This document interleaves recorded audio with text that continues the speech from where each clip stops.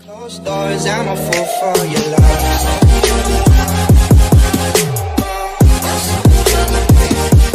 Konting pabor mga amigos at amigas, pa-subscribe naman po sa ating munting channel.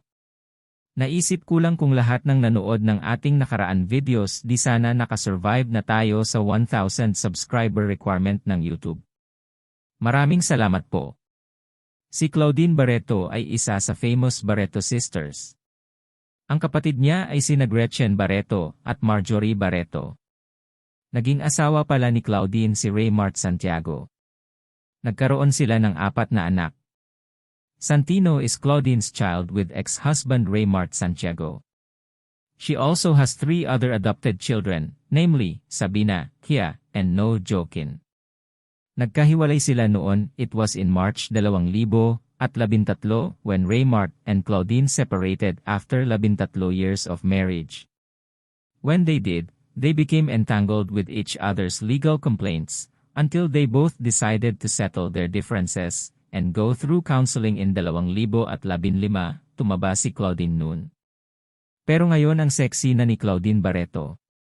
Sa mga post sa kanyang social media accounts, very visible ang kanyang pagpayat. Kaya nang makausap ng isang reporter noong Friday over the phone, with John Lalin, yun ang una tinanong sa kanya. Anong sikreto ng kanyang pagpayat? Intermittent fasting. How many months? Tanong ulit.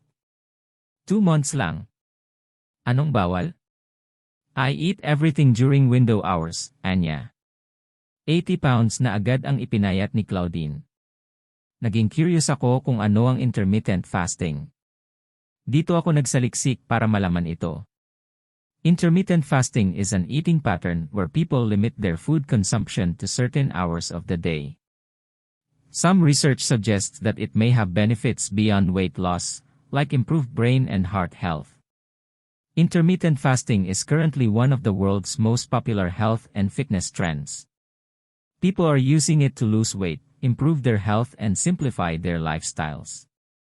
Many studies show that it can have powerful effects on your body and brain and may even help you live longer. Intermittent fasting is an eating pattern that cycles between periods of fasting and eating. It doesn't specify which foods you should eat but rather when you should eat them. In this respect, it's not a diet in the conventional sense but more accurately described as an eating pattern.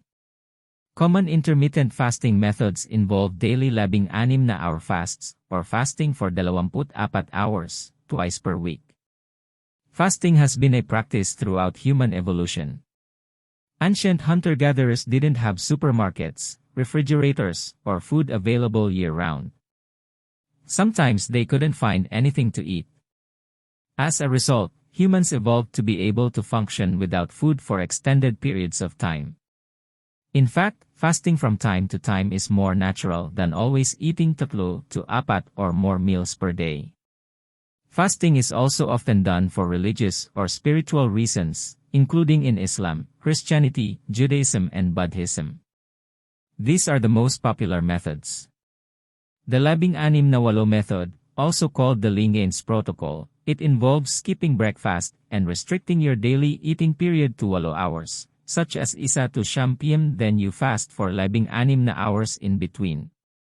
Eat stop eat, this involves fasting for 24 hours, once or twice a week, for example biwa not eating from dinner one day until dinner the next day. The 5-2 diet, with this method, you consume only 500 calories on 2 non-consecutive days of the week, but eat normally the other 5 days. Biwa reducing your calorie intake. All of these methods should cause weight loss as long as you don't compensate by eating much more during the eating periods. Many people find the 16-8 method to be the simplest, most sustainable, and easiest too. It's also the most popular. Weight loss is the most common reason for people to tier Y intermittent fasting 13 trusted source. If you have a medical condition, you should consult with your doctor before trying intermittent fasting. This is particularly important if you have diabetes, have problems with blood sugar regulation, have low blood pressure, take medications, are underweight, Have a history of eating disorders. Are a woman who is trying to conceive. Are a woman with a history of amenorrhea. Are pregnant or breastfeeding. All that being said, intermittent fasting has an outstanding safety profile. There is nothing dangerous about not eating for a while if you're healthy and well-nourished. Sana po may natutunan tayo sa video na ito. Maraming salamat po.